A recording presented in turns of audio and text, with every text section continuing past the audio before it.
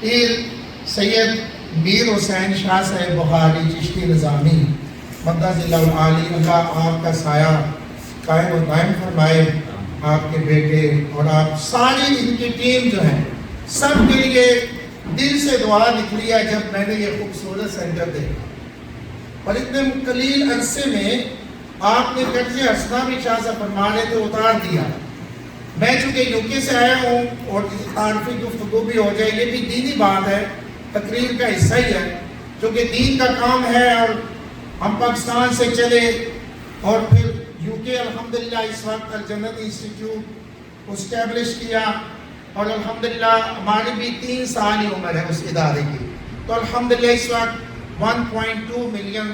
Pounds جو ہے الحمدللہ اس کا ادارہ لیا ہے، خریدا ہے، اسی طرح قرض حسنہ ہے۔ تو میں نیو یارک اہل البیت مشن مسجد ہے کوئنز کے ایریا ہے، روزویلٹ ایوینیو پر، تو الحمدللہ وہاں آیا اور قبلہ شاہ صاحب سے تعارف تھا پہلے 6 ایئر بیفور میں، جو آپ کی پہلی جگہ تھی وہاں پر الحمدللہ جمعہ شریف پر آیا تھا، سعادت نصیب ہوئی۔ تو الحمدللہ میں آپ کا قبلہ شاہ صاحب شکریہ ادا کرتا ہوں، آپ سب لوگوں کا بھی شکریہ ادا کرتا ہوں، اور مجھے اردو والا ماحول مل گیا، میں شاہ صاحب کے صاحبزادے سے پوچھ رہا تھا، ویسے انگلش کی بھی تیاری ہے میری، لیکن آپ مجمع دیکھ کر میں یہ چاہتا ہوں کہ آج اردو ہی چلے۔ الحمدللہ میں نے جو آیات تلاوت کی ہیں، چونکہ ابھی محرم الحرام کا مہینہ ختم ہونے کو ہے، اور اشتہار پر قبلہ شاہ صاحب نے حضرت سید امام زین العابدین علیہ السلام کی نسبت کا وہاں پہ ذکر کیا، تو شہدائے کربلا کی شہادتوں کے بعد آپ کا جو کردار ہے وہ زین العابدین بیماری کربلا کا بہت بڑا کردار ہے، آپ صبر کے پیکر ہیں، اور آپ جود و سخا کے بھی پیکر ہیں، اپنے دشمنوں کو بھی انہوں نے نوازا پہچان کر بھی، پھر بھی کہا کہ ہم آل رسول ہیں، ہمارے در سے کوئی بھی خالی نہیں جاتا، آل رسول کے در میں جو بھی آئے گا دشمن بھی ہوگا تو وہ بھی اپنی جولیاں بھر کے جائے گا۔ اللہ رب العزت نے ارشاد فرمایا فاذکرونی اذکرکم، پس تم مجھے یاد کرو میں تمہیں یاد کروں گا، so you remember me and I will remember you،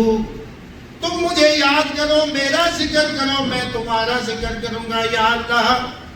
ہم تو تیرے بندے ہیں، تو خالق ہے، مالک ہے، الہ ہے، معبود ہے، رب ہے، ہمارا تو فرض بنتا ہے کہ ہم تیرا ذکر کریں، تیرا شکر ادا کریں۔ یا اللہ تیری کمال بندہ پروری، کمال اللہ کا کرم اور فضل ہے۔ اللہ فرما رہا ہے تم بے شک گناہگار ہو مگر میرے محبوب کی امت میں سے ہو، جب تم اللہ اللہ کرتے ہو جواب میں بھی تمہارا ذکر کرتا ہوں۔ یہ اللہ رب العزت کی کرم نوازی ہے۔ اور وَاشْكُرُوا فرمایا کہ میرا شکر ادا کرو، جب شکر ادا کریں تو مولا کیا ہوگا؟ دوسرے قرآن پاک کے حصے میں فرمایا لئن شکرتم لازیدنکم، جب تم میری نعمتوں کا شکر ادا کرو گے تو میں تمہیں اور زیادہ دوں گا۔ وَلَا تَكْفُرُونَ، اور کفران نعمت نہ کرنا۔ سابقہ امتوں کے حالات پڑھ لو، قوم سمود، قوم عاد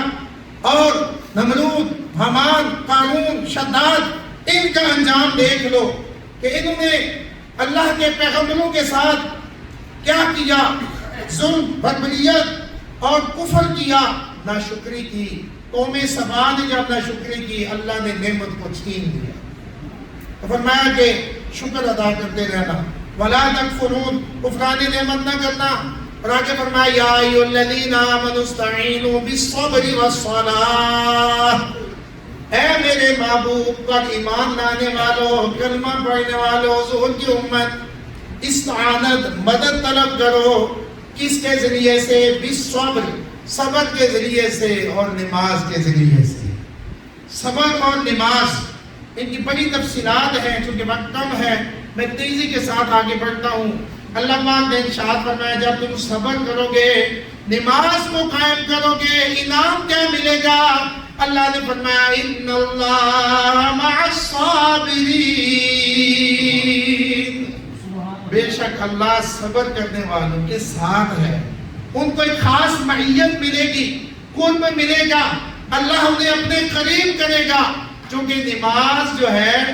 یہ قربت کا، اللہ کی قربت کا سب سے بڑا ذریعہ ہے۔ اور آپ ان آیات کا ترجمہ سننے اور اپنا تصور میدان کربلا میں بھی رکھیں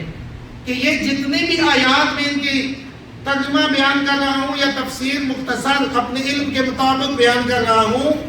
یہ عملی تصویر ہے شہدائے کربلا کی اور حضرت امام علی مقام حضرت امام حسین علیہ السلام کی، کہ اللہ کا ایسا ذکر کیا کہ اذکرکم کا ایسا جواب آیا کہ قیامت تک کے لیے ذکر حسین ہر طرف اس کی دھومیں مچ گئی ہیں، کیونکہ وہ جو ذکر ہوا کربلا کے میدان میں اس طرح کا ذکر شاید کوئی بھی نہیں کر سکتا، شاید کیا کوئی بھی نہیں کر سکتا۔ یہ انہی کا حصہ تھا جو ذکر انہوں نے کیا وہاں پر، اور سجدہ شکر اور سجدہ عبادت بھی ادا کیا۔ اللہ کا شکر، میدان کربلا میں آخری سجدہ کر کے پیغام دیا کہ اللہ کا ذکر کرتے رہنا، اللہ کا شکر ادا کرتے رہنا،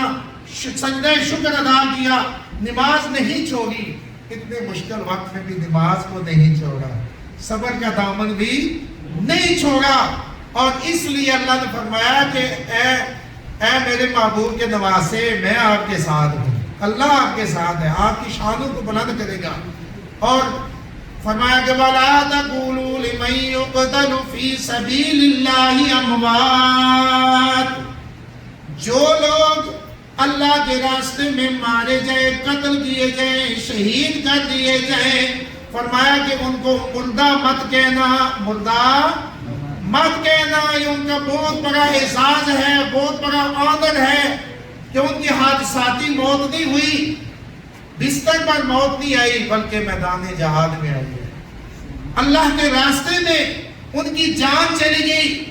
اس لیے دوسرے مقام میں فرمایا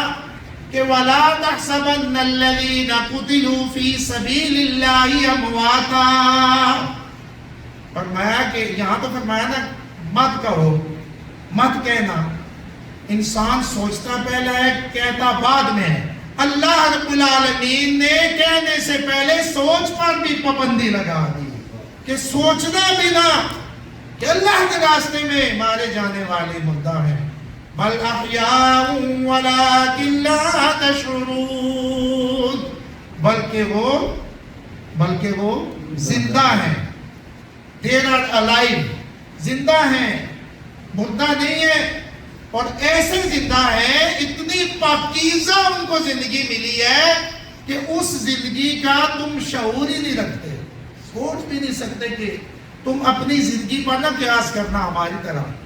کہا کہ ان کی زندگی بہت اعلیٰ، حیاتاً طیبہ، حیاتاً طیبہ ملتی ہے۔ اور فرمایا کہ وَلَا تَقُولُوا لِمَن يُقْتَلُ فِي سَبِيلِ اللَّهِ أَمْوَاتٌ بل احیاء ولکن لا تشعرون کے بعد فرمایا کہ اب یہ جو اعزاز ملتا ہے ان کو کیوں ملتا ہے؟ ایسے نہیں ملتا، زبان سے کہہ بھی دیا لا الہ تو کیا حاصل، دل و نگاہ مسلمان نہیں تو کچھ نہیں۔ الف لام میم حسب الناس ان یترکوا ان یقولوا، کہا کہ یار لوگ یہ گمان کرتے ہیں کہ بس ہم نے کلمہ پڑھ لیا اور بس ہماری چھٹی ہوگی، کہا نہیں، وَلَنَبْلُوَنَّكُمْ، بے شک ہم ضرور تمہیں آزمائیں گے، بِشَيْءٍ مِّنَ الْخَوْفِ، خوف کے ذریعے، وَالْجُوعِ، بھوک کے ذریعے، وَنَقْصٍ مِّنَ الْأَمْوَالِ، تمہارے اموال کے نقصانات بھی ہوں گے، وَالْأَنفُسِ، تمہاری جانوں کے ساتھ، وَالثَّمَرَاتِ، اور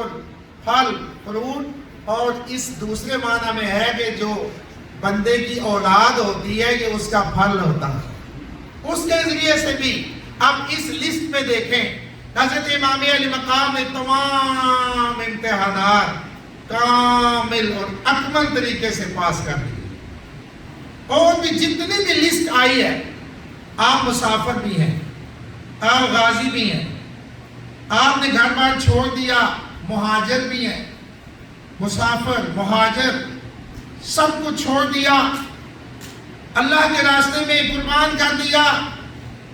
اولاد بھی اللہ کے راستے میں قربان کر دی، رہ گئی تھی اپنی جان بھی اللہ کے سپرد کر دی۔ اور آگے فرمایا وَبَشِّرِ الصَّابِرِينَ، اے میرے محبوب ان صبر کرنے والوں کو خوشخبری سنا دیجیے، گڈ نیوز۔ کون سے لوگ؟ ایسے گڈ نیوز نہیں ملتی، ایسے ڈگری نہیں ملتی، بہت بڑا جب کوئی امتحان کو پاس کرے اسی لیول کی ڈگری ملا کرتی ہے۔ کہا وَبَشِّرِ الصَّابِرِينَ، وہ صابرین ان کو خوشخبری، الَّذِينَ إِذَا أَصَابَتْهُم مُّصِيبَةٌ، جب ان پر کوئی بھی مشکل پیش آتی ہے اور کوئی امتحان آتا ہے، آزمائش آتی ہے، قالوا، وہ پھر روتے چلاتے نہیں، بے صبری نہیں کرتے، بلکہ کیا کہتے ہیں؟ اِنَّا لِلَّهِ وَإِنَّا إِلَيْهِ رَاجِعُونَ، بے شک ہم اللہ کے لیے ہیں اور اللہ ہی کی طرف لوٹ کر جانے والے ہیں۔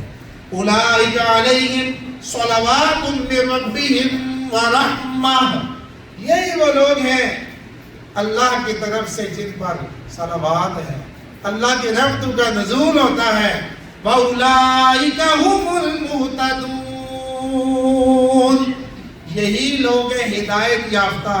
یہی لوگ ہیں تمہارے رول ماڈل۔ میدان کربلا میں حضرت امام علی مقام نے